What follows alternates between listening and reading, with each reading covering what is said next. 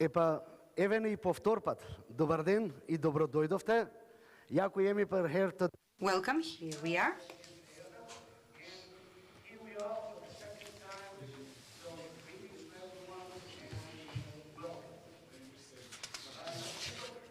To start with, we'd just like to remind you that you can watch this, that you can follow this event in 3 languages, in Macedonian, Albanian and English, through the translation channels that you have on your devices, on your interpretation devices.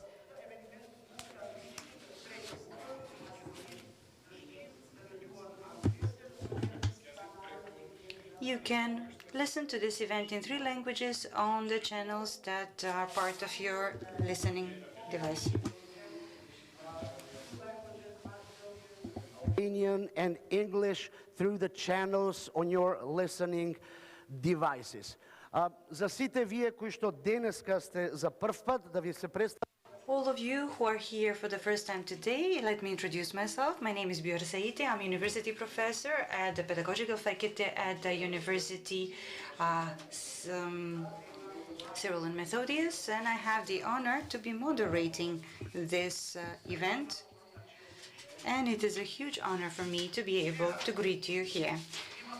Yesterday, we had a chance to hear very interesting facts and to witness the emerging role of social and emotional learning. And I do hope that today too, the topics that we have selected today and speakers that we have selected today, the panelists that we have selected for this day would also be equally dynamic, equally interesting, and would leave lasting impressions on you.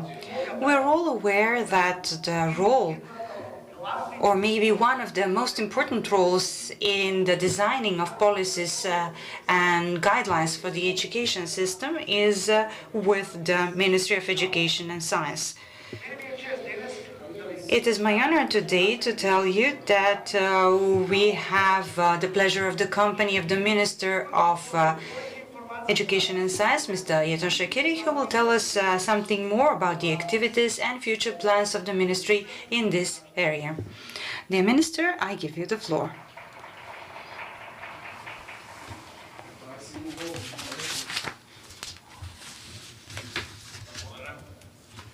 Thank you.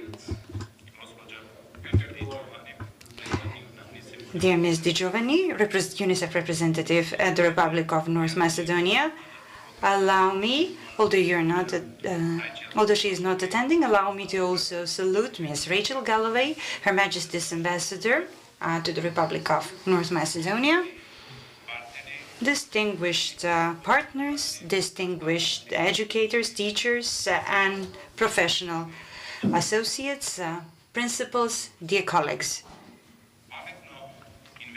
Smart investment in the well-being of children means that we have good coordination of the educational, social, healthcare, and economic sector. And this, on the other hand, brings us increased shared responsibility in the creation of equal conditions to foster child development.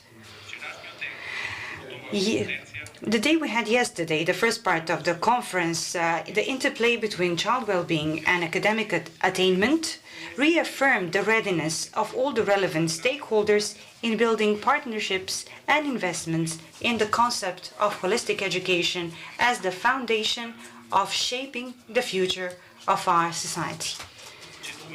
Dear guests, one of the key challenges for the Republic of North Macedonia is strengthening, empowering the human capital in order to achieve inclusive economic development. The quality of the education system, or education in general at all levels, including preschool education, are the foundations in the development of human capital. Right now we have very important reform processes ongoing in the national education system, but we still need to make further investments in order to improve the well-being of every child, regardless of the social and economic conditions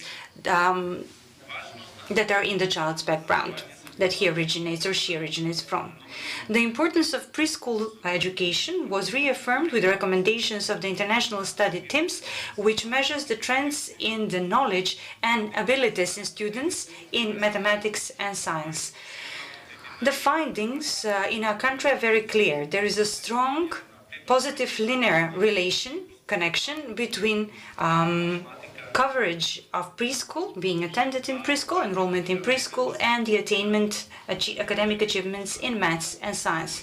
This means that the time children spend in preschool education has huge impact in the academic achievements of children later on.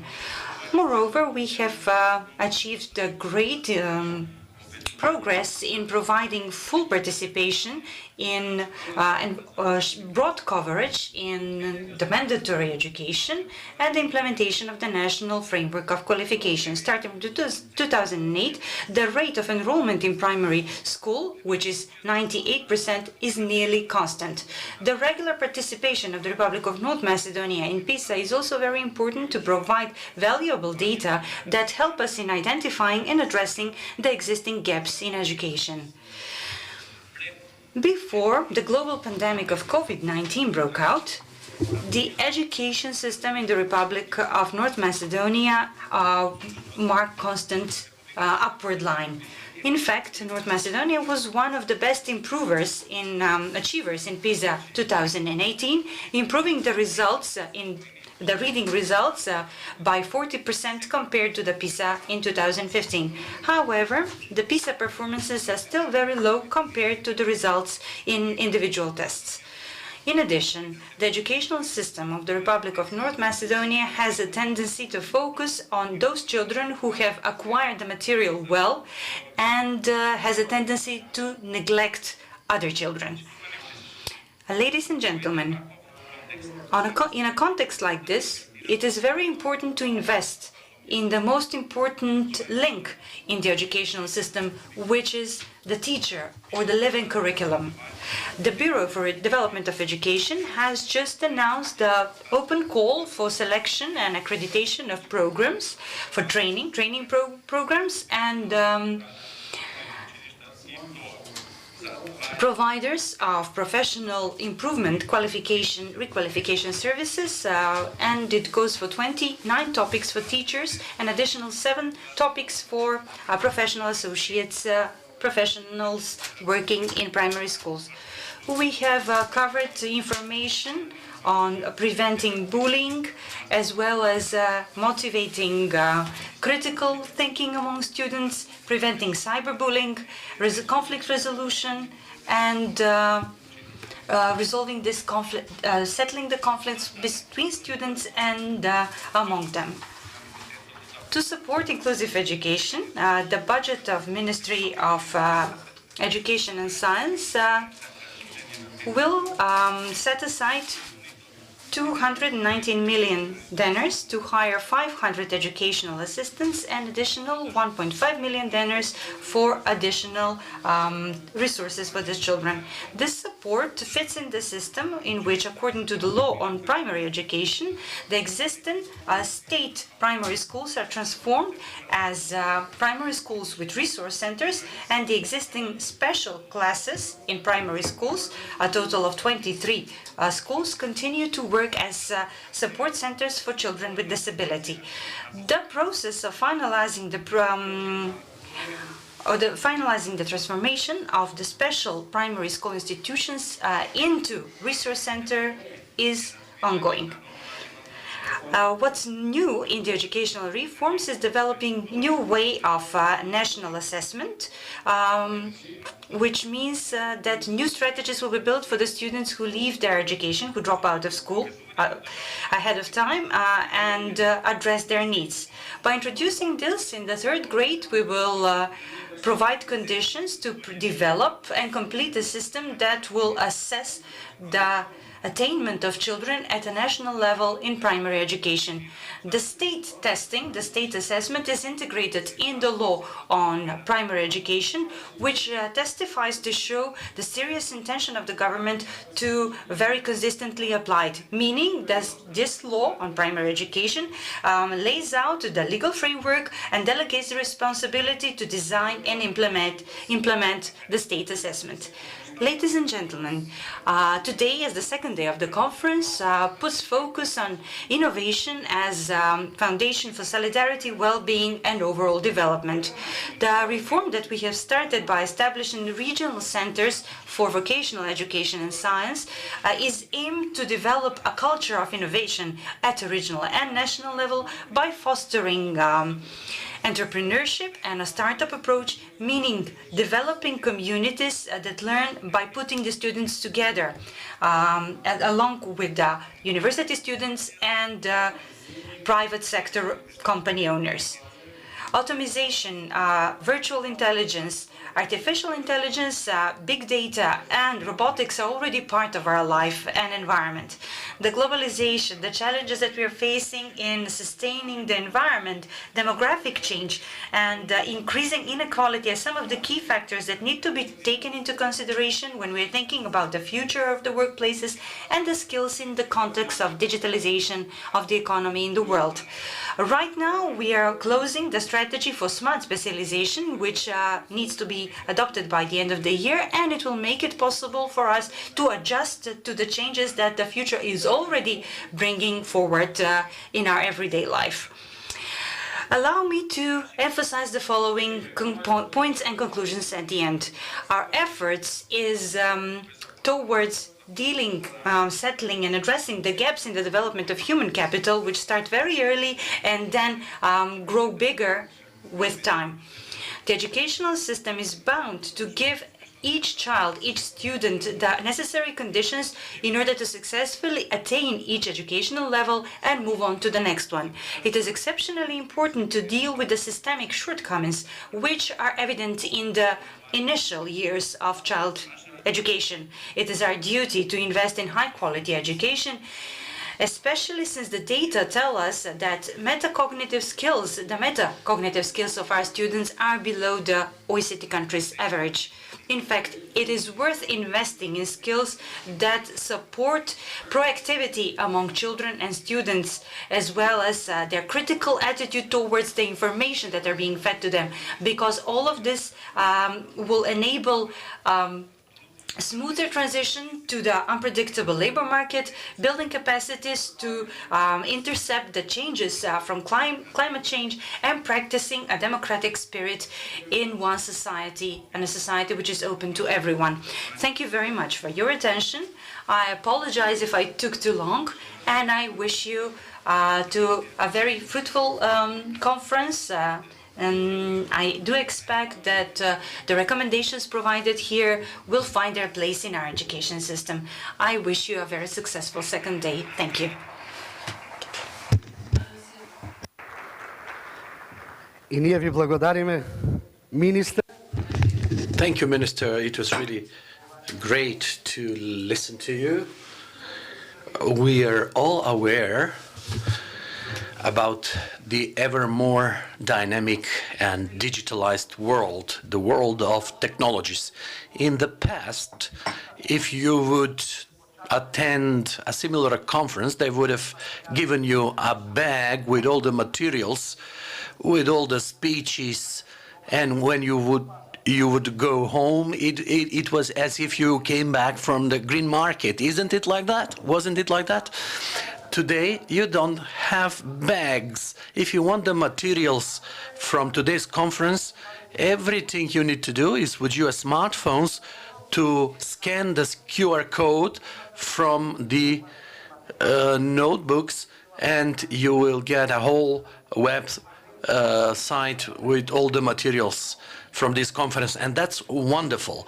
But are we always aware of the impact of digitalization on socialization and well-being of children, and what kind of an impact it is? Our guest on this interesting topic is an OECD expert. OECD stands for Organization for Economic Cooperation and Development. She'll tell us,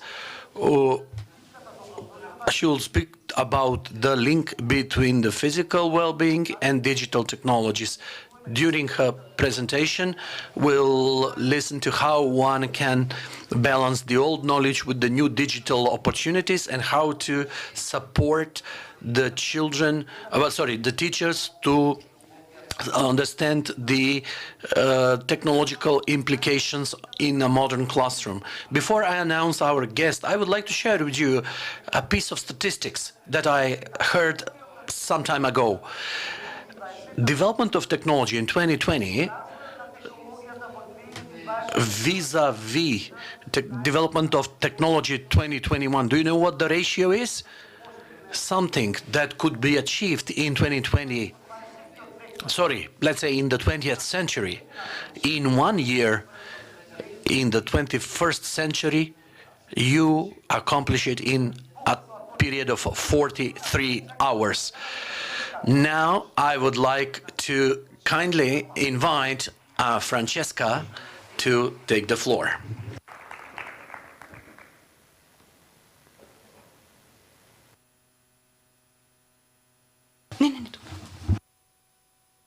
Good morning, everybody, and I would like to really thank you for having me here today. Thank you for the hosts for preparing such an interesting and important conference. And I'm really excited to be here with you today to speak about educating children in the digital age. My name is Francesca Gottschalk, and I work in the Center for Educational Research and Innovation at the OECD. And I would like to tell you a little bit about my project that I work on before I get into the meat of this presentation. My project is called 21st Century Children, and the central questions that we ask in this project are, what is the nature of childhood in the 21st century? How can schools and teachers work together with families and communities to help children thrive? And finally, how can we do this while allowing children to be children and learn by taking risks and making mistakes? COVID-19, the pandemic, has really made it clear that school systems, education systems are not just places of academic learning, but we really need to also support the well-being of children. And by doing this, we learned that we need to really reinforce digital resources and skills. We need to ensure that children have adequate access, resources, and digital skills, that we can minimize digital risks while maximizing resilience and opportunities, focusing on things like privacy, safety by design, and industry and government action. We also need to focus on the academic, physical, and mental well-being of children. During the pandemic, we saw the importance of continuing school-based meal programs, maintaining social bonds, and also supporting well-being. The project approaches childhood. We look at 4 main themes in childhood. First of all, we look at physical health, things like play, eating habits, sleep, activity. We look at emotional well-being, stress, mental health, social and emotional skills, life satisfaction. We look at the importance of families and peers. What's different in the 21st century? We know that good relationships, as before, good relationships are good for people. But in the 21st century, we see that there are some different values. Families are diversifying, parents are aging, and peers are playing a different role as well for children. And one of the big ones that I would like to focus on today is digital technology. We have seen in a number of OECD and non-OECD countries that there are rising digital inequalities. We see also that information is power for children. We know that there are a number of different digital risks and that social networks are playing an increasingly important role in the lives of children. So if we think about some trends in digital technologies, we know that in most countries, there's been an increase in access both to the internet and to digital tools. We see that children are increasingly creating content. If we think about new platforms like TikTok, for example, this is something that didn't exist a few years ago, and children can really express themselves in a creative way. We also know that children engage a lot in civic engagement in the digital environment, and children use digital tools to make friends. And during COVID, we saw that maintaining relationships with friends and family was increasingly important, and this was done mostly through digital means. On the negative side, we know that by virtue of being in the digital environment, children are exposed to different digital risks. We also see that there are digital divides in terms of skills, motivations, and uses of digital technologies. And this is often associated with things like parental education levels and socioeconomic status. We've also seen that there's this rising myth of the digital native. In a lot of countries, we think of children as digital natives versus their parents as digital immigrants, whereas this sort of undermines the needs that children have to be guided in the digital environment. We can't forget the importance of parents and educators in protecting children from harm and helping them to maximize their opportunities. And then here in the middle, we have this kind of gray zone where slower, excuse me. I'm sorry to the translators if I'm speaking quickly. We see the gray zone where we know that children are spending more time in the digital environment. But what does this mean for their health, their academics, and their well-being? We also see a rise in use in young children. And again, it's not entirely clear what this means. We don't have the longitudinal research to back up what we might think is happening.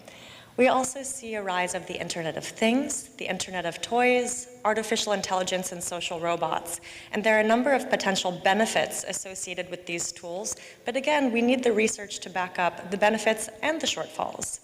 And unfortunately, in research, we lag a lot behind the actual trends in childhood. So we have a lot of research at the moment looking at how children engage in Facebook. But I'm not sure about any of you, but I don't know any young people who are using Facebook anymore. I'm not even sure if they're using Instagram, but we see them using things like TikTok, Snapchat. So unfortunately, the research takes a long time, and we can't make the research happen as fast as the social trends are happening. So something that we do know, as I mentioned before, is that there's an increase in digital technology use in young children.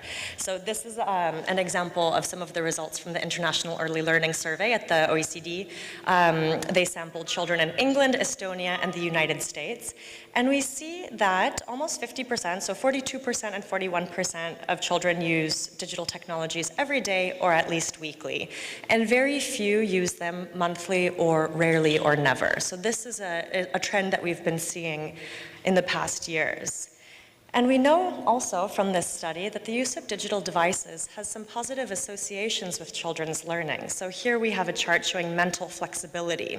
And we can see that actually digital technologies can be used to promote learning. And something else interesting that we know, that we see from the PISA results, is that we kind of have it's called a Goldilocks hypothesis, where, the Goldilocks, she ate the porridge from the 3 bowls. One was too hot, one was too cold, and one was just right.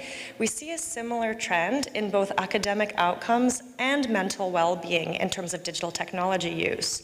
So we see at the one extreme, children who engage rarely or not at all tend to have lower academic and well-being outcomes versus those who engage a lot tend to also have lower outcomes. So it's about finding the sweet spot in the middle where children can maximize opportunities while also managing the risks and minimizing harms. So here I mentioned the myth of the digital native. So we know that young people cannot be understood to be a homogeneous group and that their digital activities vary greatly. So here we can see the percentage of internet users aged 9 to 16 who carry out online activities daily. And this varies a lot. So we see over 60% of young people watch video clips, about 40-something% of them play online games. But then when we look at things, for example, using the internet for homework, maybe that's a little bit less exciting, or looking for news online, fewer children are engaging in this kind of activity. And again, this is really associated with socioeconomic background. We see that children from more advantaged backgrounds tend to use the internet for things like searching for news more than their disadvantaged peers. So here you can see, this shows how quickly the media landscape changes. This is information from PISA. And we see that the OECD average reading score. So we see here that literacy has really become key in the digital world. And we think about how much technology has changed over recent years. And these results show us that 47% of 15-year-olds in OECD countries are able to distinguish facts from opinions in text. And now, as we know, especially in the time of COVID-19 and the rise of misinformation, disinformation, fake news, this is becoming an increasingly pertinent skill in today's digital age. Yep. This is also results from the PISA 2018 survey. So we asked students what strategies would be most appropriate when responding to a spam email. And here we can see a huge cross-country variation. On the left-hand side of this graph, we see the students who did quite well in this, or relatively well, in the United Kingdom, Japan, Germany, for example. Whereas on the other side of this scale, we see that a number of students perform quite poorly in this kind of task. And what's really important here, again, I think this is essential to underline, is that there's a huge discrepancy based on socioeconomic status. So we see that in all participating countries and economies, socioeconomically advantaged students outperform their disadvantaged peers in some countries and economies to a very wide margin. Now I'd like to shift focus a little bit and talk about digital technologies in education. In the 21st Century Children Project in 2018, we implemented a policy survey. We have responses from 26 OECD and partner countries. And we asked countries, do you have any of the following national or regional policies or recommendations regarding the use of digital devices in schools or classrooms? And we can see that in a number of systems, there's some kind of one-to-one program implemented. This means the provision of one device per student. This could be a laptop, a tablet. In some systems, we have a bring your own device type policy. And we see in 68% of the systems that responded, personal devices were restricted in some capacity. And this is important to mention because we know from a lot of research in education and also with parenting that more restrictive mediation, while it limits the risks children are exposed to, it also limits their opportunities. So as we move into a more digital world and the world of work becomes more digital dependent, it's interesting to see that the education systems are not necessarily keeping up with these rapid changes, and there's still some hesitance to allow the use of devices either in the school in general or in the classroom. We saw, this is results from during the COVID-19 pandemic, and we saw different countries implementing different measures to target populations at risk of exclusion from distance education platforms. So we can see that some of the strategies include subsidizing devices, support to learners with disabilities. So in many systems, we saw important steps towards inclusion of students, not just from a socioeconomic standpoint, improved access to infrastructure for learners in remote areas. But one question is, why do we need a pandemic to see these efforts? And why wasn't this the norm before the pandemic, to implement a more inclusive digital environment inside and out of education? Something else that we're really interested in looking at is how systems teach different skills at different levels of education.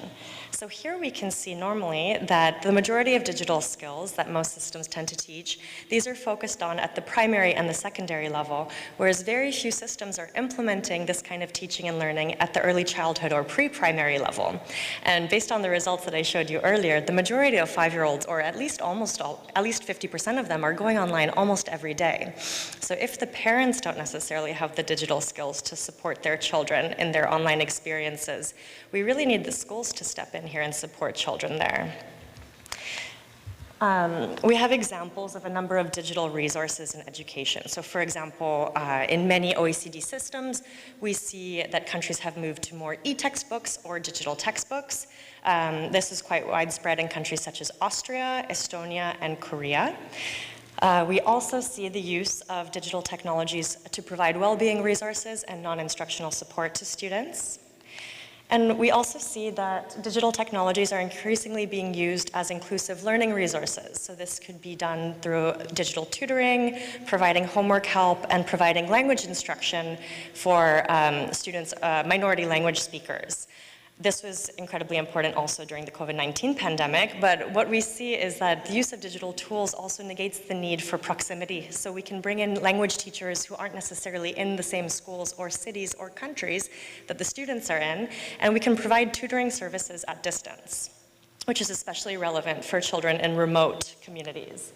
So here we see some pros and cons of the digital approaches. Digital technologies inherently provide flexibility. They allow for individualization and interactivity. For example, a digital textbook could be translated into different languages. Children can click on different things to different boxes to get different definitions of certain words. Also for children with special educational needs, this is important. They can change the font, the typeface, the colors, and the interactivity can actually increase engagement in the content. Whereas in many systems, cost is an issue. A lack of digital access or skills can be a barrier to accessing digital resources. And also a lack of consideration for all students in the design of technologies can be a barrier to inclusion. So when we think about designing inclusive digital resources, we can use principles such as universal design for learning to help us create tools that are more inclusive for all learners. In terms of cost, we've seen a number of systems have either implemented digital textbooks that are free or subsidized for families, or there are some systems that are working towards making digital textbooks accessible for all. For example, this is the case in Mexico and in Scotland in the UK. So, what's the role of schools in fostering safe and responsible internet use? We know in a lot of OECD systems that there's this adoption of a whole school approach, so using, really incorporating the voices and the participation of everybody in the school community in resolving digital safety issues. And these whole school approaches tend to be quite successful in targeting issues such as cyberbullying, for example. We also need to think about developing and enacting digital safety policies and procedures. Establish coherent cyberbullying policies. Cyberbullying is a very interesting policy target because the majority of cyberbullying happens outside of the school environment. As children are connected more frequently and most often at home, cyberbullying is an issue that can follow children from the schoolyard to their homes. And we know that most children who are victims of cyberbullying are also victims of traditional bullying. So that's where this idea of the whole school approach and really taking a holistic intervention to things like aggression and bullying can also have an impact on the cyberbullying aspect. Incorporating e-safety into the curriculum is very important, and we see that a number of systems are starting to do this or have already done this quite successfully. We need to support family-school partnerships. Parents often know what's happening, sometimes know what's happening at home in their children's digital lives, and I think we think that the partnership between the parents and the parents and the schools to ensure that the communication is there so that parents can be alerted of the issues happening at school, and vice versa, the teachers can be alerted to the issues happening at home, so we can have more coherent whole school approaches to resolving issues of digital safety. And we also should harness the power of peers. Okay. Excuse me, this is a little bit lagging. Supporting resilience means managing, not eliminating risk. And this is a very important point that we try to hone in on a little bit in the project, that risk does not equal harm. We talked a little bit about resilience yesterday and the ways in which children experience risks depending on their resilience level and other factors in their environment and personal coping resources will really affect how a children experiences harm. This is pertinent, for example, in the cyberbullying research. Some children will be cyberbullied and they report they feel fine, there isn't a really big impact, whereas for others this can be a really life-changing experience. So we need to understand that exposure to risk can help build resilience, but it does not necessarily mean harm. And as I mentioned before, enabling mediation can provide children more opportunities in the digital environment while also exposing them to risks. In some of the research we've seen on parents, parents who enable their children to go in the digital environment and explore, play, search for information, and have a more open attitude towards their children's digital engagement, their children tend to feel a little bit more comfortable in approaching these parents or teachers, if it's the case of teachers, when they are exposed to digital risks or when they feel like they are out of their depth when experiencing harm or risk. And here we also know that restrictive mediation, so phone bans or very restricted screen time, can limit the risks, but can also limit children's opportunities. And when we think about children's rights in the digital environment, their right to play, their right to information, it's important that our policies and practices do not infringe on these rights and promote a safe experience in the digital environment while maximizing the opportunities. So we should really be focusing on developing digital environments where children can safely play, learn, and explore. So we see a number of different policy approaches are adopted in OECD countries to deal with content risks. So this is access to content that could be inappropriate or harmful. Conduct risks, this is where the child is the actor in a digital risk environment. So if, for example, if the child is the cyberbully or the child is sending a sext. Contract risks have to do with advertising and financial risks. And finally, contact risks are being contacted by people in an inappropriate way, by their peers or by adults. So we see in a number of systems the implementation of information campaigns, a lot of digital resources for parents, students, and teachers. A lot of child-centered support is available outside of schools. There are things like reporting mechanisms. In many countries, we see helplines, hotlines, or online platforms where children can report illegal activity or things where they just think that they need a little bit of help to establish the legality or not of their experiences online. In many education systems, we see the use of safe logins and single sign-ons, the use of secure content and filters in schools, and we also see integrated approaches where education ministries partner with a number of other actors, other government ministries, but also actors outside of education in order to safely establish a digital environment where children can safely play, learn, and explore. My final few points that I'd like to touch on involve building capacity in education systems. And in the 21st Century Children Project, we approach this by looking at teacher education and partnerships. So how can we support teachers for modern classrooms? We see in many systems that we have curriculum reform and extension, so the development of a new national curriculum, focus on key areas of the existing curriculum or extending the existing curriculum to incorporate elements such as social and emotional well-being, e-safety, etc. The next way that we see that teachers are supported for modern classrooms is through network approaches. This allows teachers to engage in professional sharing and learning, develop coherent pedagogical approaches with one another, and these can target specific practices. Often these network approaches, networks can be focused on social and emotional skills. And finally, we see in many systems formal teacher education and training through initial teacher preparation, continuing professional learning, and channels such as MOOCs, digital portals and websites, like I understand one was established in North Macedonia during COVID, and virtual training materials. So, we know that there are new expectations for teachers, and these require building new skills and capacity for the teaching workforce.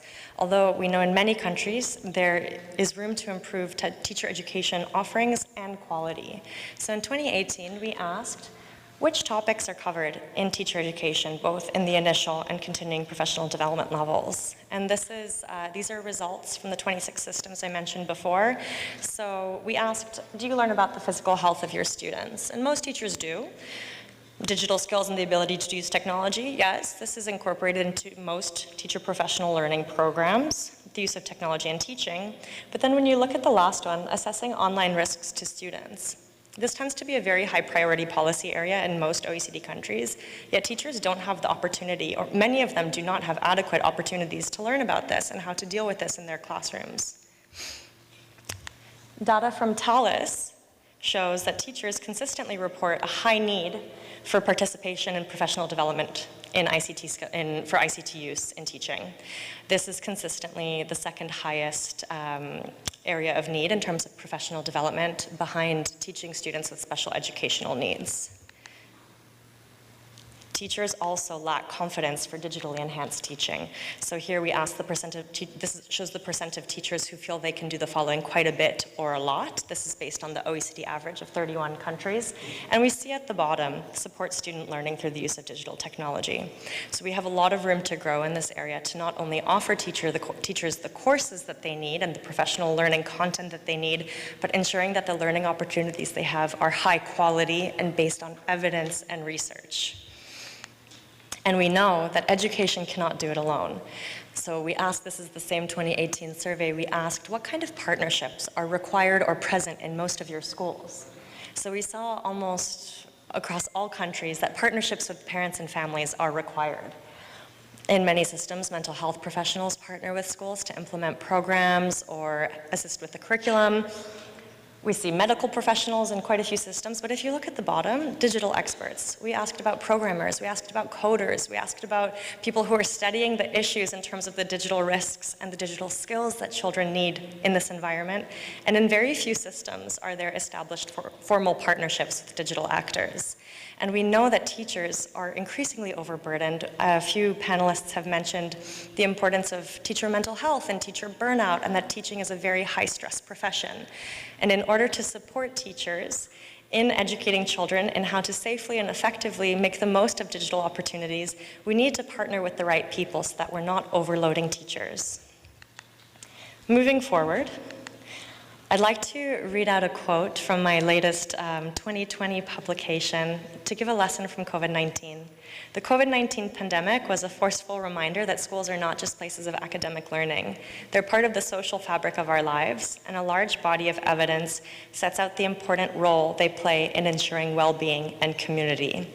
So while the focus of this presentation has been on the role of the digital in teaching and learning and the importance of the digital environment for children, we need to remember that our physicality and the importance of friendship and meeting in person, learning from one another like we're doing today and like we did yesterday, we can't undermine the importance of human connection and our physicality.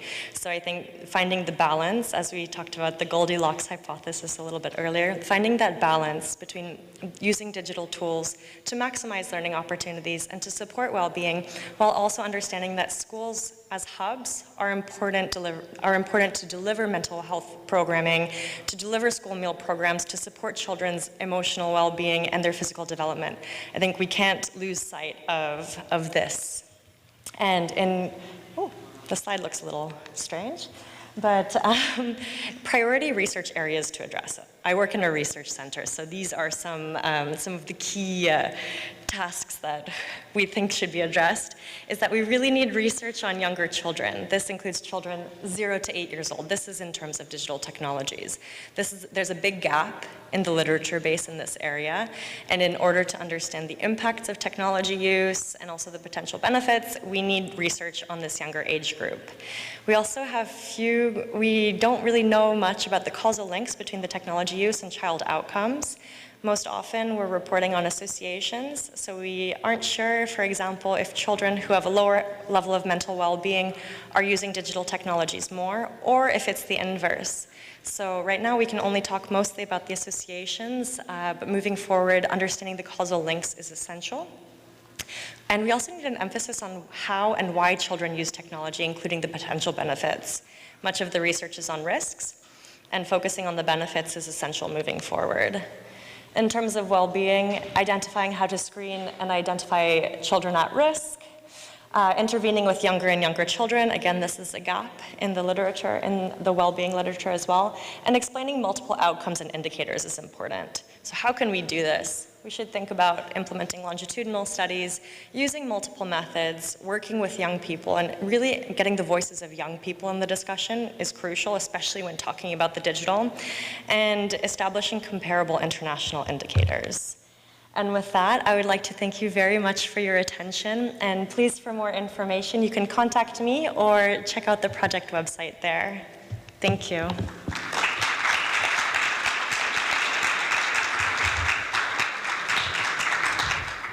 Thank you to Francesca.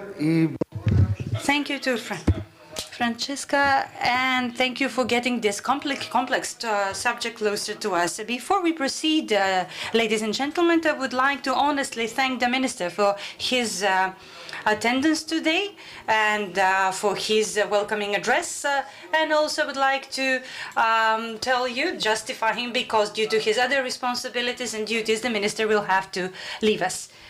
Dear Minister, thank you very much.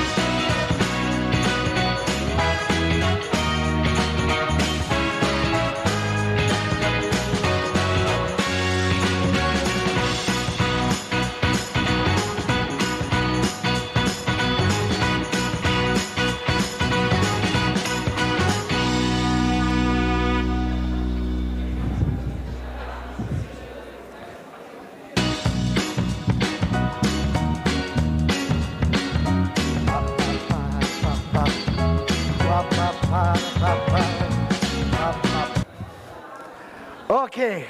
Е, никој не ме следеше како та... Nobody watched me dancing, unfortunately.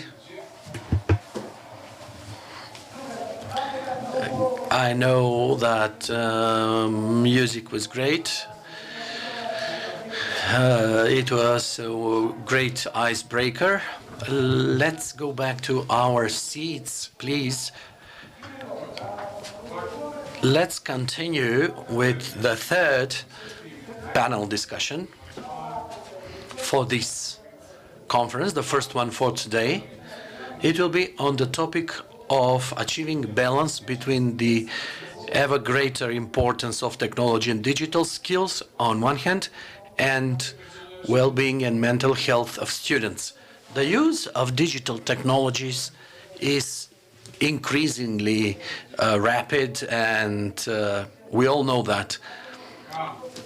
What we need are concentrated efforts in order to collect relevant evidence, relevant information about these processes. We can all agree that it is of great importance for us to recognize the facts related to the use of technology on the well-being of students and their mental health, primarily. When it comes to establishing balance in the education between these parameters, and we need to link the global knowledge with our local context and local data. In order to go more deeply in this topic, we invited an exceptional group of panelists. This panel will be facilitated by the facilitator, Mr. Petar Barlakovsky, the president of the Youth Educational Forum. While they are taking their seats, let me inform you that each and every one of you who is interested in asking a question, they can do that with the help of that piece of paper that you got with the materials at the entry, and you can give that piece of paper with the question to our dear UNICEF volunteers who are wearing this UNICEF shirts. Dear colleague, thank you, and please take the floor. Thank you very much. I would like to invite the panelists to take their seats.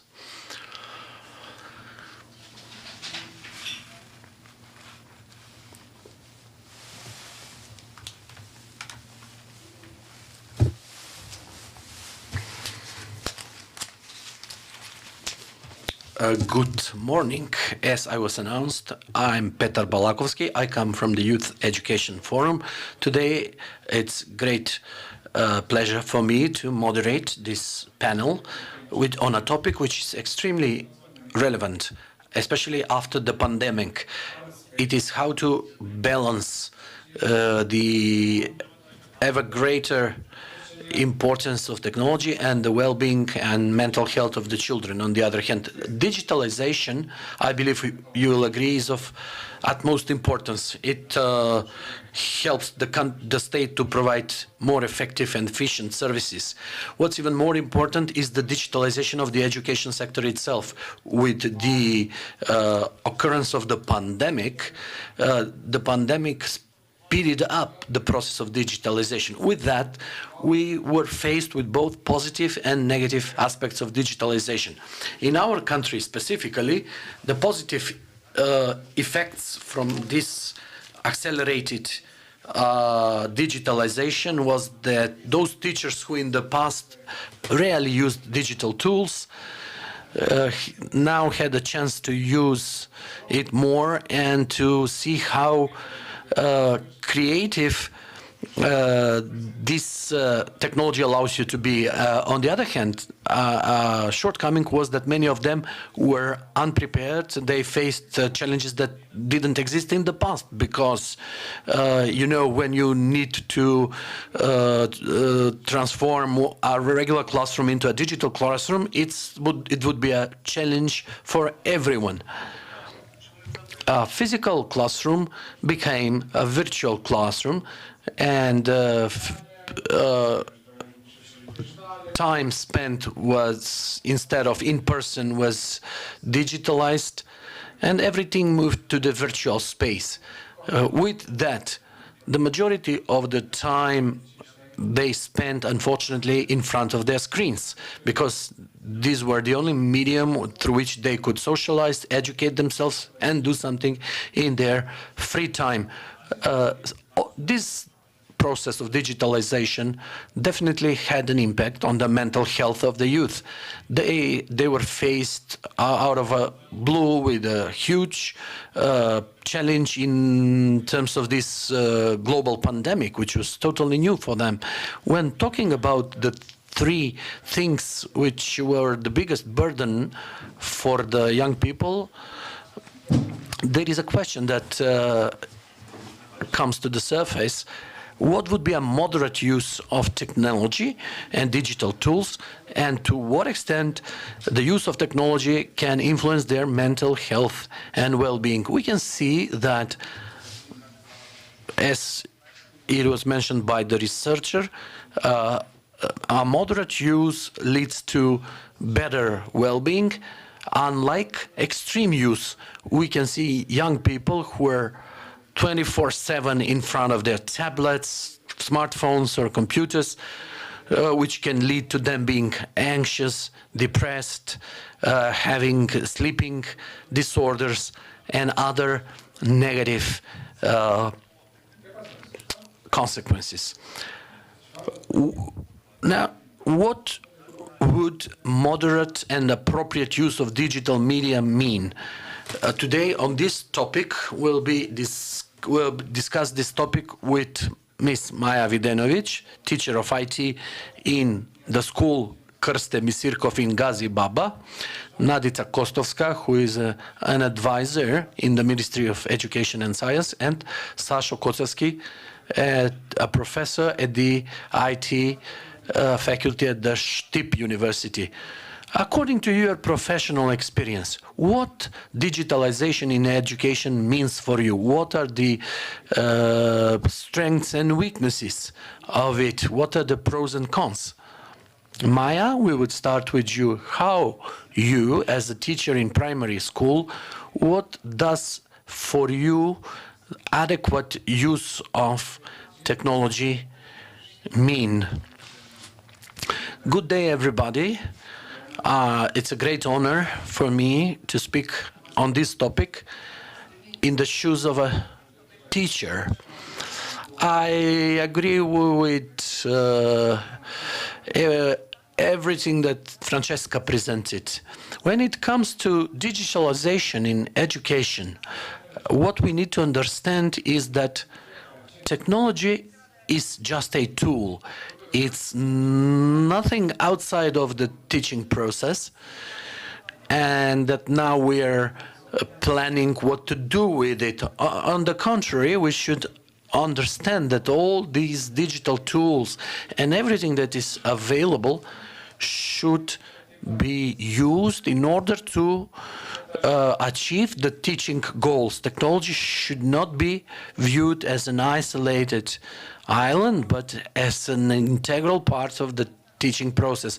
When it comes to adequate use of it, our starting points need to be the teaching goals. And in line with the teaching goals, we select the tools, not the other way around, not starting from the technology and what to do with it, but we should start from the teaching goals and then reflect on how we could achieve them with the most appropriate digital tool. I really think that digitalization should have started much earlier. You asked the right question: why did we have to wait for so long? Because it's really inevitable to use technology, because these generations were born with technology. They are living a world they couldn't imagine that world without technology. So that should be an asset that we should use their enthusiasm, their affiliation for technology, and we should use it to achieve the teaching goals. What is our task is to find the right approaches to achieve these goals. I think that digitalization, although imposed by the pandemic, should have happened to us much earlier. I fully agree with you, especially with the part that the technology is a great tool that we can use in the education process in order to bring the curricula contents closer to the students. Professor Sasho, you come from the higher education sphere. How is this concept changing in the university education? Good morning. I would like to thank UNICEF, first of all, for this wonderful conference. I feel much obliged and honored to be part of this. I'll be speaking not only as a researcher and somebody who spent all my life on technology, but also in the capacity of a parent. As Francesca said, we are living in the era of the fourth industrial revolution, where the differences between the real and virtual are starting to fade away and are fading away.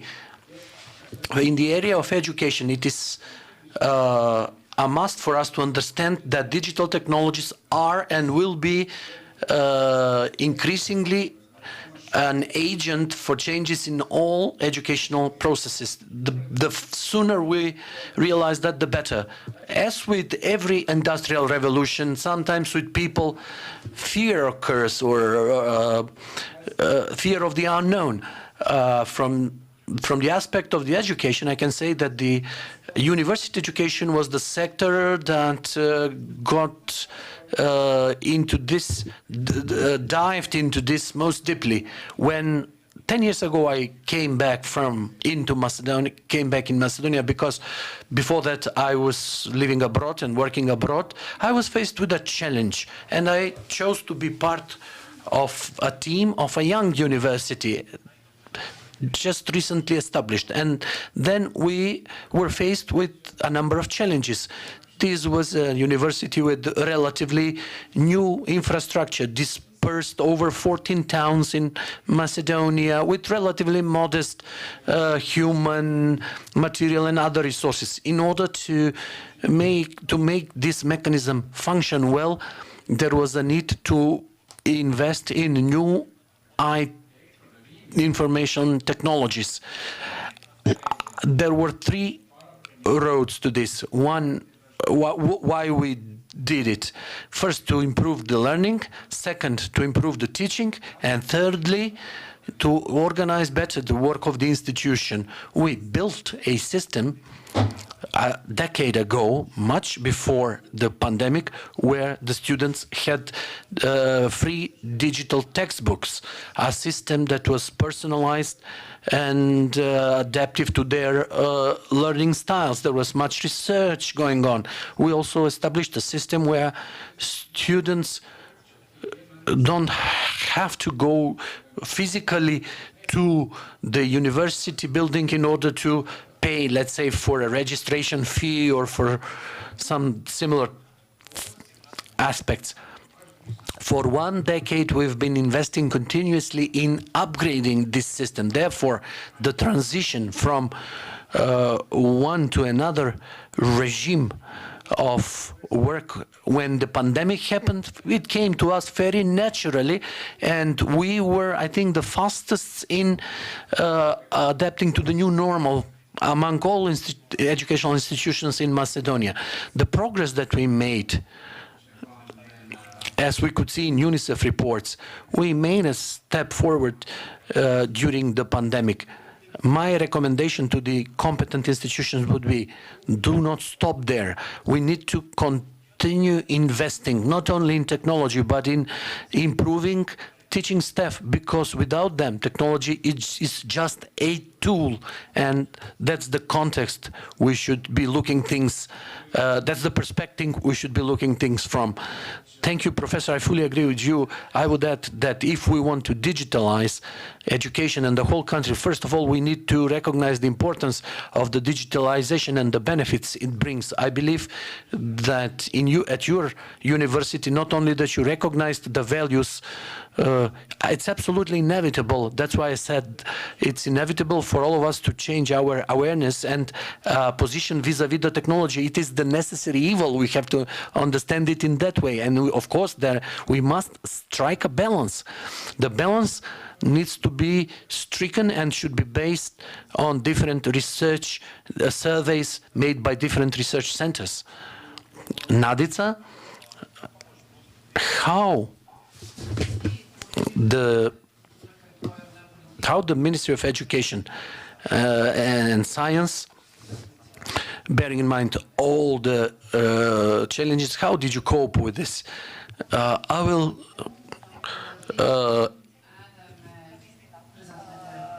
add to what my predecessors already said. We need to step out of our comfort zone and move into a terra incognita. Francesca said that a certain degree of exposure to risk increases our resilience. And yes, the pandemic brought all of us, and the students, the adults, it took us out of our comfort zone and put us in a situation to be proactive and to explore, to research. And in order to be able to do that, we need to feel safe. The feeling of safety is something that both the adult and the child needs in order to develop something new. That feeling of safety is maybe firstly based on some previous experiences. If we recall something that was positive in the past, it's a good starting point to build on and to move to that terra incognita. However, when it comes to public policy making, it's important to base them on data and research. Our ministry, for years in the past, has supported a study related to the health of the children. This HBSC study, this year in collaboration with the Bureau for Development of Education, is ongoing. This is an international study. It will provide for comparability of data. It takes place in 50 countries around the world. There is a set of questions related to the use of new technology and cyberbullying, cyber violence, and the dependence on new technologies. It means that the findings we expect to see in September of 2022 will help us to compare ourselves with the others and to draw adequate lessons and recommendations and conclusions that could be applied in our educational system later. Our ministry also supports the European Commission's initiative to apply the selfie tool. The selfie tool is a free of charge and easy to use anonymous tool that is available for schools at level of students, teachers, principals. It enables feedback on the use of IT technology. This tool at school level yields very useful feedback based on which we could build adequate strategies. If we want to adopt evidence-based policies, we need to use these resources that are already there, that are already developed, in order to make policies that are more student-centered, teacher-centered, and school-centered. So we need to develop a comprehensive approach, a whole-of-school approach, and strengthen the school as a community. Thank you. What impressed me in your speech is to build policies based on data, based on hard data. This is maybe something new in our country, but I think that not only the Ministry of Education, but all other institutions should use all these surveys, whether they're national or international, which can be of great help and help us very much with the policy-making process. As I mentioned in the beginning, we had for 2 years, 2 school years, a situation where all of a sudden the educational system had to digitalize itself. The notebooks became Microsoft Word, the classroom became a Zoom or Teams screen, and the students and the teachers had to adapt to the new normal. With that, we could see what the digital competencies of the teachers are, what challenges are they facing in that regard, but we could also notice their willingness to adapt to this and to make sure that everything goes smoothly. However, many teachers got involved in the development of digital contents. It helped them to improve their digital skills, and that can be noticed through the progress they made from, if we make a comparison between the first videos then made and what they're doing today. Now the question is how to continue motivating them to continue making contents, and how to create a class, a period that will strike a better balance in line with the best interests of the child. Nadica, I would start with you. Does the ministry have any findings as to how the schools have coped with the challenges, and to what extent did teachers have adequate skills, and what kind of support they need for the future?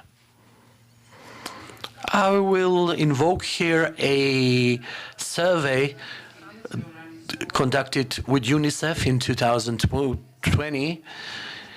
On 2 occasions, we covered, I think, 10,000 participants or respondents. And one could see that teachers managed to adapt to the new and previously unknown situation, and to keep up their good work from before, and to build a system of values in the students. Through this research, one could see that teachers learn easily, and they're eager and ready to use. In that direction, the Eduino platform was developed. Thanks to the fact that teachers know the characteristics of child development, their approach to creating the digital resources reflected their knowledge of the needs of the child. Investing in the creation of digital resources contributed to students adapting better to the new pandemic conditions. The Eduino platform is a platform with digital resources. This platform enables professional development of teachers. Why? Because many webinars were held on this platform, and we want internet to be available everywhere. Maybe there are still schools which have challenge with that, but what's important is that the resources that are available offline as well, which means that access to knowledge is not always tied with having an internet access. So the new technologies allow for an offline use of this resources. These findings were confirmed with the survey held by the ETF, European Training Foundation. A number of countries from Western Balkans plus Moldova participated in an international study. The Macedonian secondary school teachers demonstrated readiness and willingness to adapt to the changes caused by the digital world. And we could see a tendency where teachers and students tend to work together, and some teachers asked students for help regarding some digital dilemmas. So this provided for exchange of knowledge both ways, and that comes so naturally to students. Maya, you were and still are one of the trainers in the national platform. To what extent did it meet the needs, the teachers' needs on achieving adequate digital competences, and what it is that has been achieved and what it is that we have to yet achieve in this sense? First of all, I would like to add to what was said. I really think that the teachers very successfully adapted to the challenges and were very successful in acquiring all the necessary skills. And to answer your question, it was what motivates the children, what can the ministry do to motivate them? According to me, it is the students that motivate teachers. When a teacher sees a smile on the face of the student after they do an activity or after the lesson, that's sufficient motivation to take them forward. It is true that we do need we need huge resources. It is true that we do have resources. It is true that teachers collaborate between each other, share different resources and materials, but the end user is what motivates the teacher. That's at least my opinion. What motivates me personally the most is the students themselves and their satisfaction after a lesson. When it comes to the national platform, I think that it really started at the right time when the teachers needed space where they could collaborate with their students. Because before we had the national platform, we used to have various means of communication, and it was up to the teacher to choose what to use to communicate. But with the national platform, we created space where the teachers could put materials, collaborate with the students, exchange materials, get feedback, and I believe that the students were really up to this challenge, proved to be up to this challenge. And I have to say that although unfortunately due to the pandemic, it was the pandemic that brought the teachers closer together compared to previously.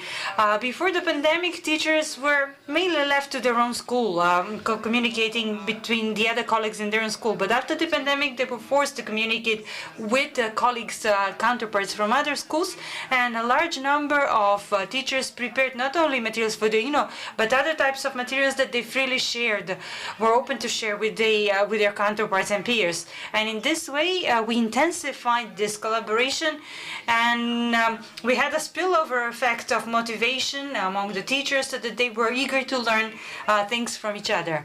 What remains to be a challenge, according to me, a big challenge remains to answer the question why we use technology. Various forms of professional development of teachers, where more emphasis would be placed on the pedagogical implications of using technology.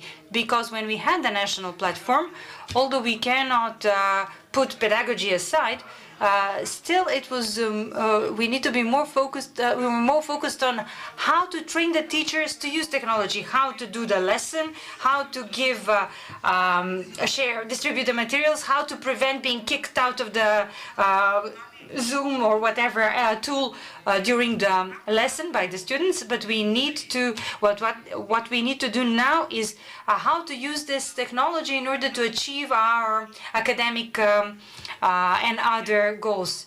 So we do not only use it to say that we have good digital competences, but we use it so that we can prove that we can harness the skills of our students, and because technology and it enables us to develop higher levels of learning among the students. Using technology, we can use varying approaches, learning through play, an upside-down classroom, all sorts of things that would lead to critical thinking, problem solving, foster the skills among students, which would make them more fit to live in this dynamic world. I think that this really adds to what you previously said, that if we don't see the benefits of digitization, then we could never get used to it or be willing to use it. Sasha, you often I believe you've heard that the public, they're hesitant about what educational digital content is and how it differs from the standard traditional material. Since you are experienced in preparing this kind of materials, what it is about, and above all, how ready is our educational system for development of this type of content? A really interesting question.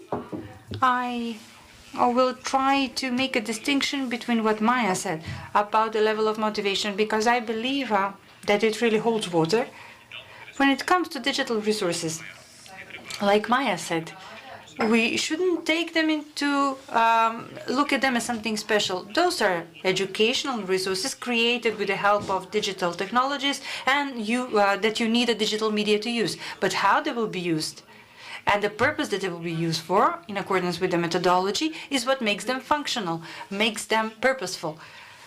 What we can say about the quality of digital resources, there is a large number, a growing body of evidence of studies, international studies, that I have participated or encountered, that tell us that they serve the same purpose as traditional materials. They have to be well written, well structured. There should be no mistakes. The illustration should be high quality if we're speaking about any visual elements. On the other hand, they also need to be purged from potential speech that has some sort of inequality, that's not gender sensitive, and so on. But the digital resources do have certain specificities. The characteristics of a good digital resource could be presented through several categories. First of all, digital resources need to be interoperable. What does it mean? It means that they should function equally well both on mobile devices and on PCs, on various sorts of browsers. They need to be accessible. And in case when we have low performances, they should need to be available even when we are working with lower performances, lower memory.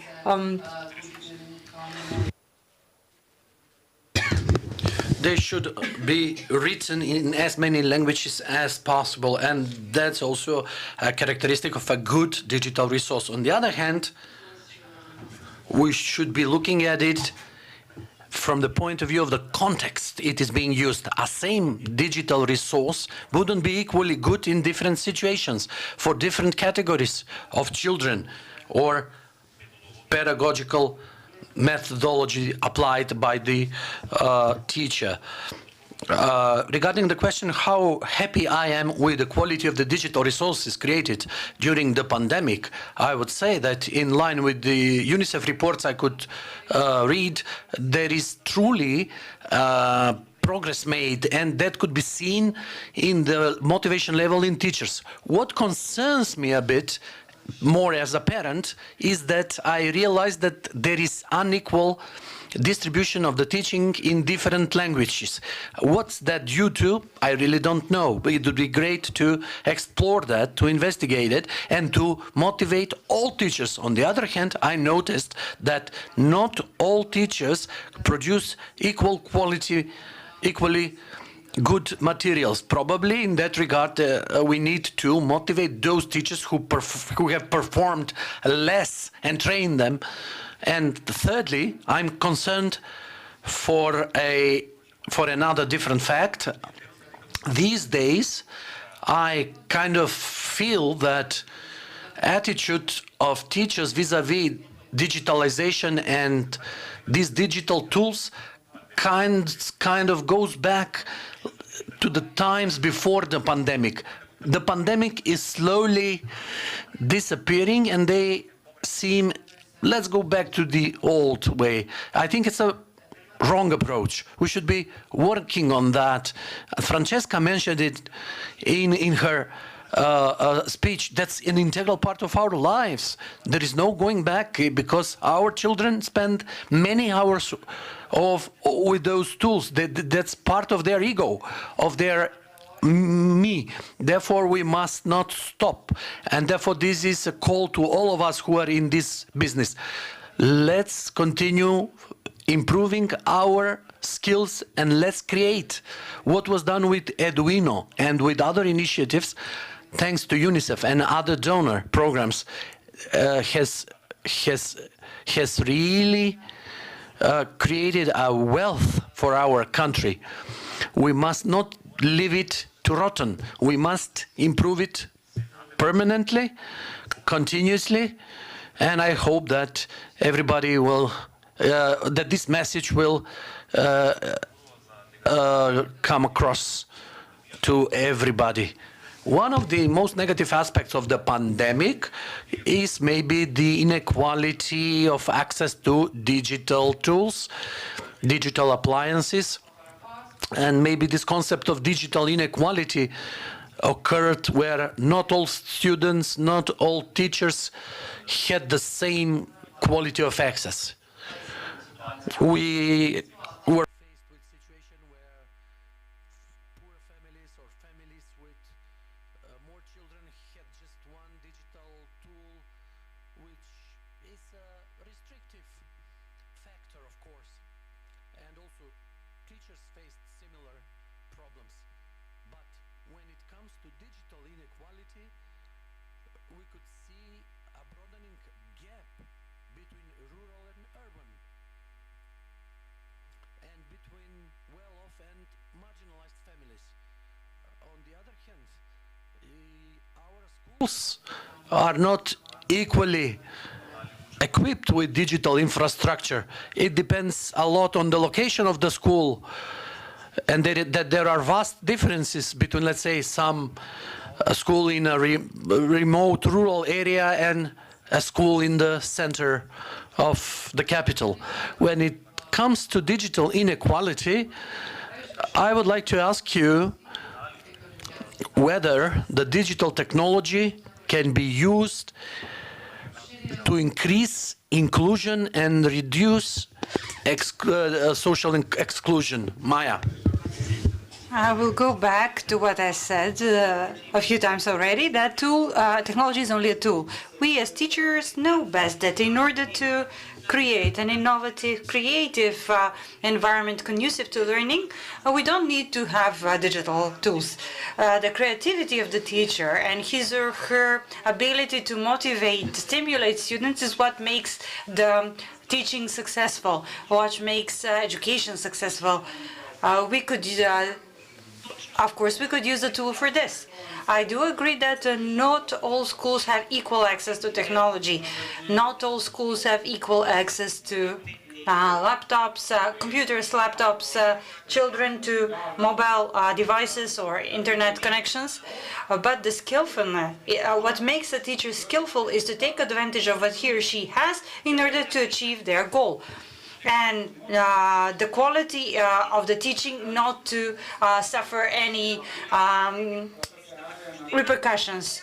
So we could see how that the teaching goals and outcomes in learning outcomes should be achieved in both those schools that have digital resources and those that don't have. So it's up to the teacher how they will use. It's sufficient to have several mobile phones in the classroom. They can arrange for the children to work in pairs, to explore together, and thus teach them about teamwork, collaboration. It's not necessary to have one-on-one, one child to one advice, because there is a large pool of methods and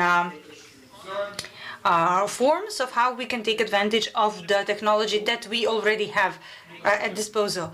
So we can work on projects so that the children could analyze things together, learn through their mistakes.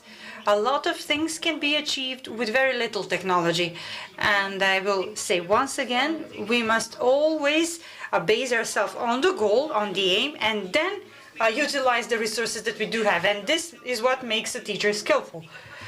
To achieve the same goal, both with with great technology in the classroom and with no access to technology in the classroom. And I think that every teacher needs to adapt to the environment that he or she works in. They know what they can do, and that's how they plan and deliver the curriculum.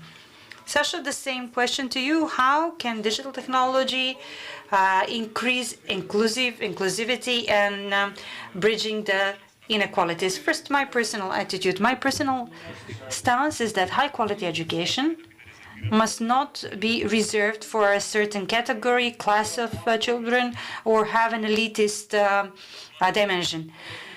High-quality education should be available and belongs to everyone. In this context, I have no dilemma. The pandemic brought to the surface all the neglected schools, neglected municipalities, and I think that we have a lot of work to do in this regard. What I could suggest from the aspect of digital technologies, we need to see them as part of the rest of the resources or inventory in the school. A desk, a board, a room, and a digital tool.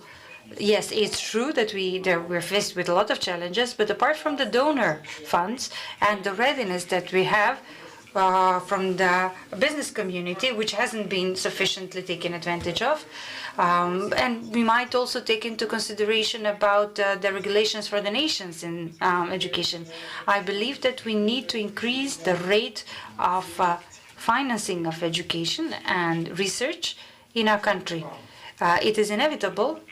It's something that we have to inevitably do, because only in this way we will be able to provide equal high-quality education and access to technology everywhere, in both rural and urban municipalities. In other words, both children from Zayas and children from Zamzalino and Shuto Rizari should have the same starting position like the ones from Karposh and Center in Skopje. And there is no dilemma about this. We need to make a step forward in this regard in order to provide access to education of equal quality for everyone. And let's not exclude socially vulnerable categories and children with disabilities. But this is not the only thing. There is another group in our education system that I want to especially target. Those are gifted and talented children. They are regularly neglected. In these circumstances of economic crisis, where we can see that we have, as the experts say, that we have a trading deficit in all areas, maybe we have some surplus in the area of agriculture, but we're forgetting another sector which is very important, where we have an absolute surplus which is negative in our society, which is in the export of in the brain drain, export of educated, highly qualified staff. Workforce. We are a leader in this area, and how can we make up for it? It's a good thing that youth go everywhere. They go to Slovenia, they go from the Netherlands to the USA, and that's something that we cannot stop. But we need to focus on as high production as possible of highly educated, highly qualified young people. That's why the quality of infrastructure dispersion would really aid us in this context. Moreover, it is motivation that would drive that would be an additional catalyst for the success in this area. Just think of the children in rural areas. When you give this type of technology in their hand, together with the motivation that both the teachers and students have, I believe that you would have much higher quality results than what the children in Center Karpoš have. I'm convinced. Now, because I've had the chance to see the teaching process in these rural areas, and I've seen the zeal, the zest in these children when we presented new technology to them. And this is where we need to put the main emphasis, including everyone, to include everyone with no exceptions. I fully agree that education needs to be available to everyone and not a privilege for someone, for some of the people. And any student, wherever they may be in this country, deserves access to equal education. Now, this is the Ministry of Education and Science. Apart from the challenges that it has faced during the pandemic, another thing was this phenomenal concept that we mentioned, digital inequality, or this huge gap between the internet connectivity, access to digital devices, and so on. So what are the things that the ministry is taking in order to deal with this problem, and what needs to be done in addition in order to bridge this gap between those with unequal opportunities?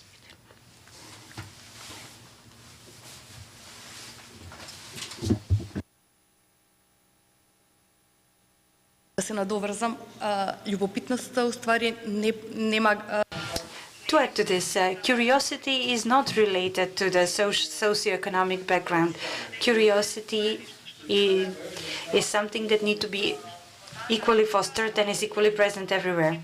In accordance with the new concept on primary education, the Ministry of Education and Science, in collaboration with the Bureau for Development of Education, initiate the process of developing digital materials for fourth graders. Meaning that we started the process of digitizing the curricular and materials for the fourth grade, also the materials for Macedonian, Albanian, Bosnian and Serbian, history and society, mathematics and sciences. So the textbooks were improved by adequate digital content, animations, illustrations, graphs, but charts. But what Maya emphasized, we need to integrate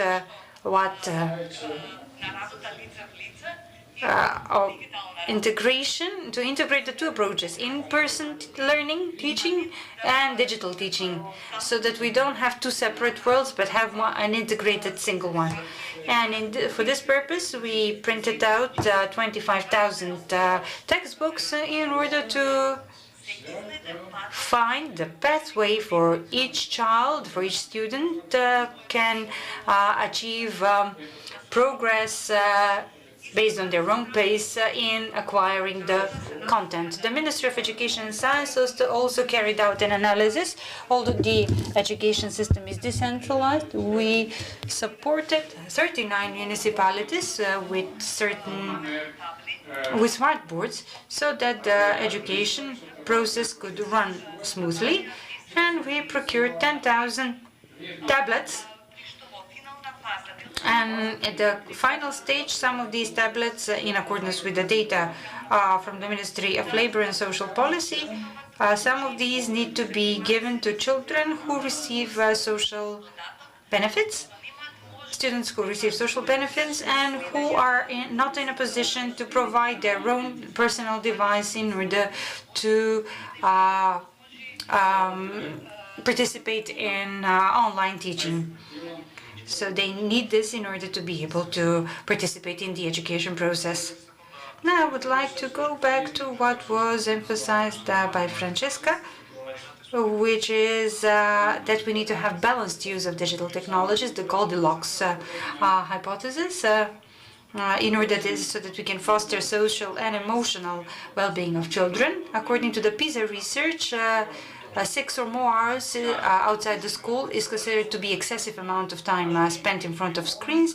But is it only time that we're dealing with? But are there other categories in terms of content and so on? What do you see as balanced and adequate use of digital content?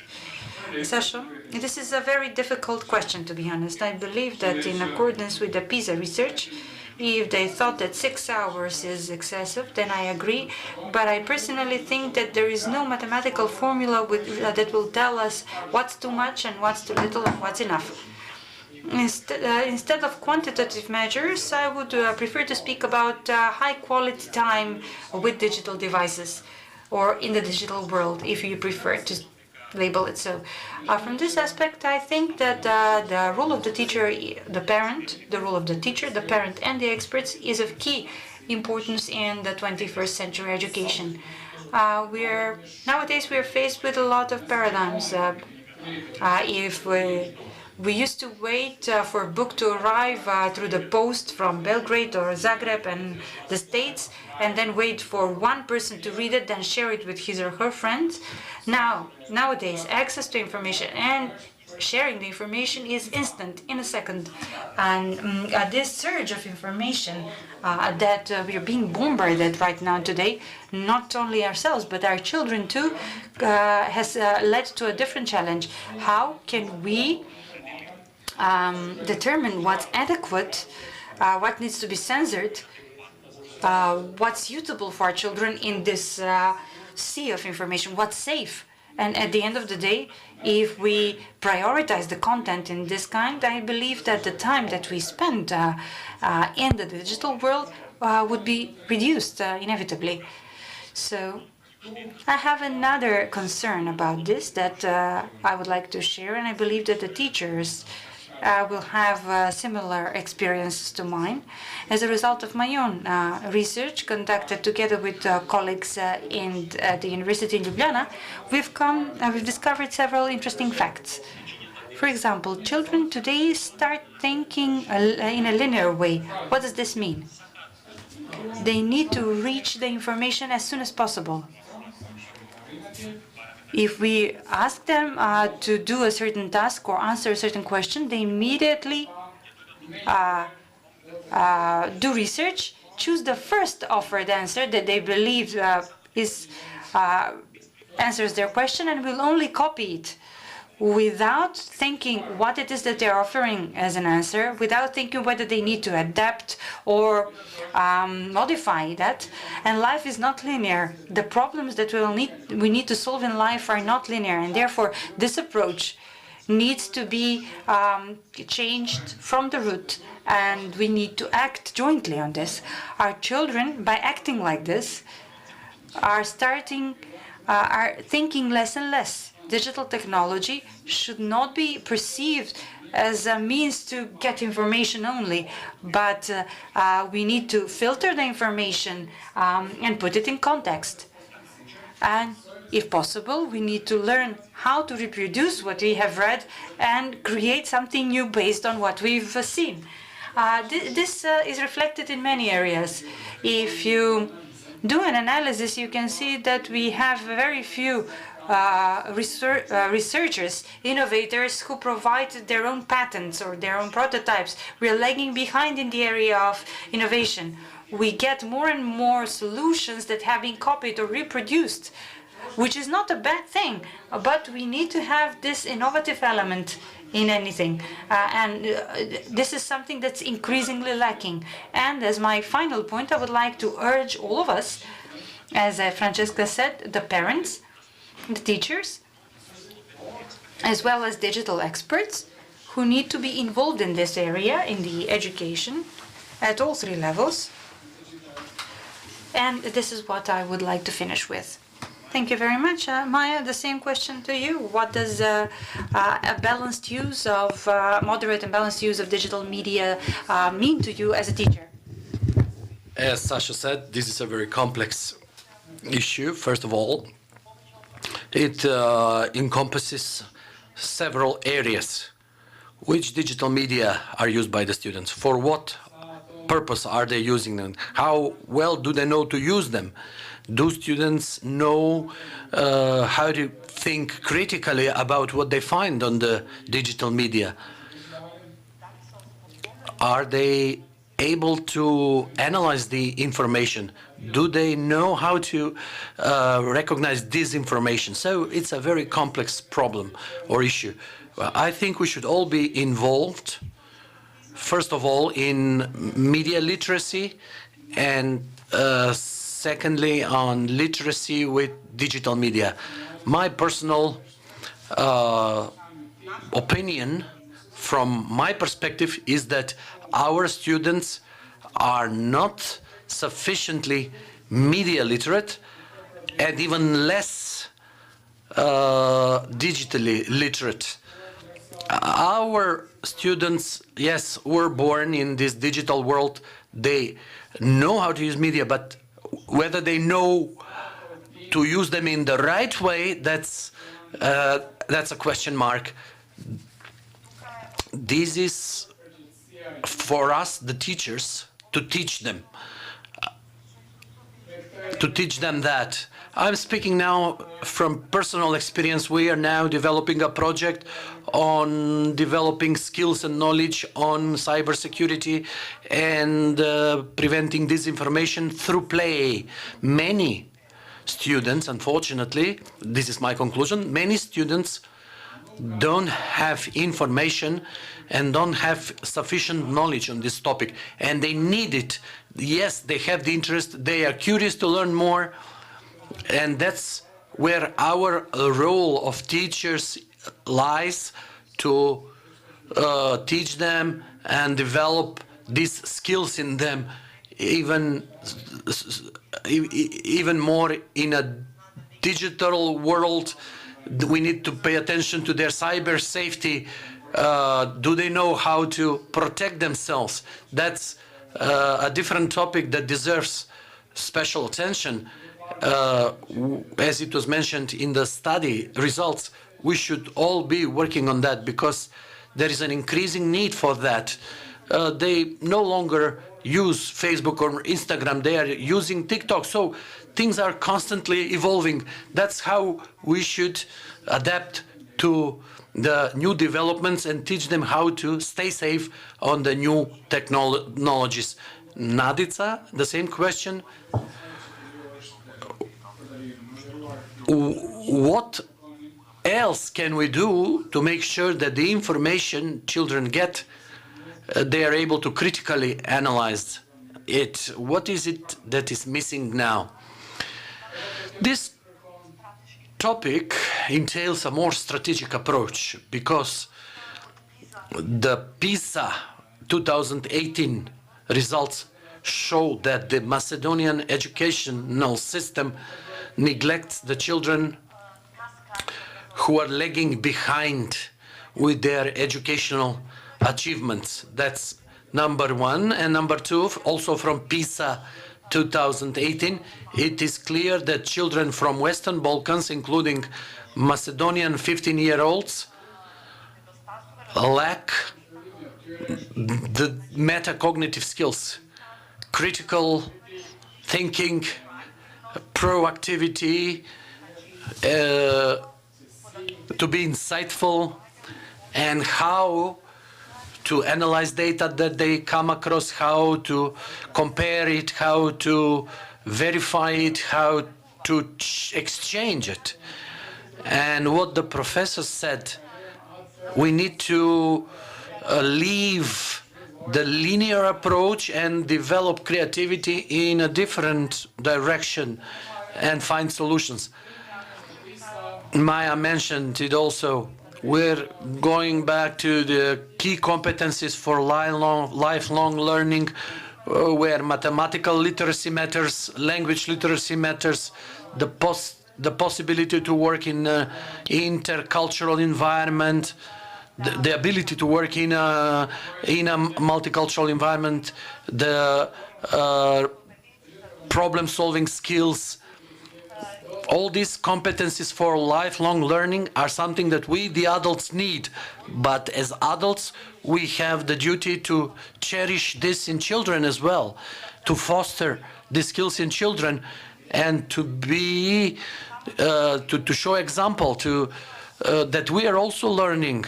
We see great changes happening in our lives, in our society. Just to mention a few, climate change is one of these problems that will have definitely an impact on the income, especially since Macedonia has a lot of farmers. Whether the agriculture will be able to cope with the rising temperatures. This means we need to prepare our future generations for a different world, to a different and changing world so that they're able to cope with controversial issues. What's controversial in Macedonian circumstances doesn't have to be a controversial elsewhere, but a controversial issue means for me to accept difference, diversity, and to look for the best possible solution, to embrace maybe a different set of values and to try to be assertive. In that context, I see the point of your question of how much time digitally to spend. For as long as this is used to develop assertiveness and their skills and integration of the real and virtual world, for as long as this is done in a way that supports development, then it's justified and time well spent. But the adults are there to make this assessment, and together with the children to see if this is the desired avenue for the child in the future. And research has proven that.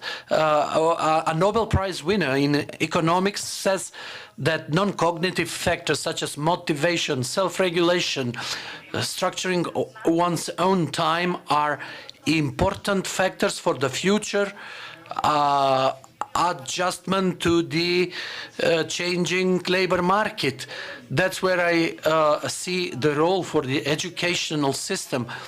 Yesterday we heard this concept of a teacher being a live curriculum. The teacher is the one who can create the environment and instigate the non-cognitive factors. There are 5 categories of such non-cognitive factors which have a great impact on predicting the future success. These are the academic behavior, coming on time, being punctual, writing homework, asking questions, being active in the classroom. This is academic behavior, one category that then a teacher can support within a school system. Another category, which is also very important, is to support the academic persistence or perseverance. The professor said that our students are looking for the fastest, accurate solution without checking. Academic perseverance implies that I am ready to invest in more in-depth analysis regardless of the minimum that I can achieve. And that's something that can be developed and instigated in a school culture. The third category of the non-cognitive factors is to develop academic ways of thinking, which are psychosocial attitudes. For example, I'm proud to be part of this school community. It means that I am valued by my school system and that my work has been recognized and valued. And I believe that the more I work, the more opportunities are opening for me. This would be the third category of academic reflections. The fourth category of non-cognitive factors is developing adequate learning strategies. It's not just sit down and learn or learn nothing but learning. It entails a certain strategy, and that includes the digital world and this sharing of exchange of data so that we work together on problem solving. And the fifth category, last but not least,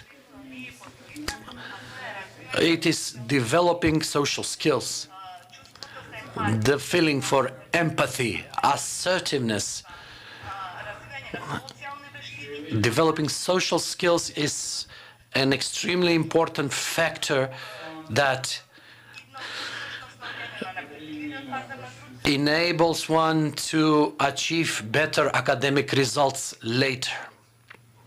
Thank you. Thank you very much, Natasha. Now, questions from the audience. I think we have exceeded the time. We have some 5 minutes for questions. Any questions from the audience for our panelists?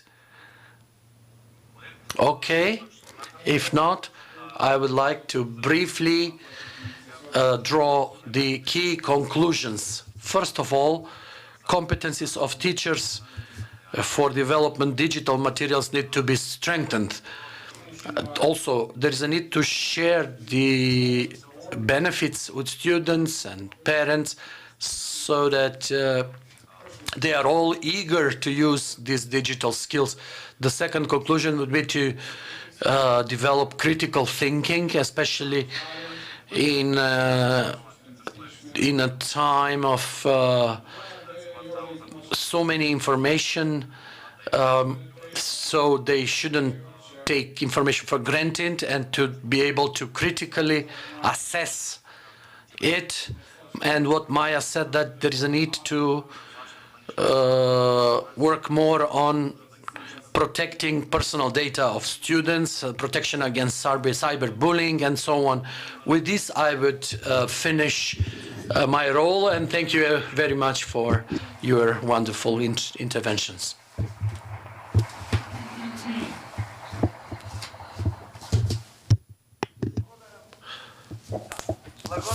Thank you. Thank you, dear panelists. Very briefly, I'll just add there is no proper handyman without the right tools. No one can be a good handyman without the right tools. So we have to have clear goals and well thought out goals, which requires planning of a strategy based on the tools we have. Bearing in mind that today we need to be better than yesterday and tomorrow to be better than today, well, I would like to thank you for this panel discussion, especially for the fact that they made an overview of the mutual relationships between the different influences. I think that this discussion helped a lot to go deeper into a topic that has huge potential on the one hand, but on the other hand, it is a mental threat. The points that were mentioned need to be well thought out and definitely taken into consideration when designing the new digital agendas in the education. With this, let me inform you that we finished the first part of this day. In the interest of time, during the lunch, maybe if you come up with a question, you can approach them, but also you can look at the demo corners. Unlike what the agenda says, the lunch break will last until 2:10. That's when we are gonna start with the presentation of Eduino. So have a good lunch all. Thank you.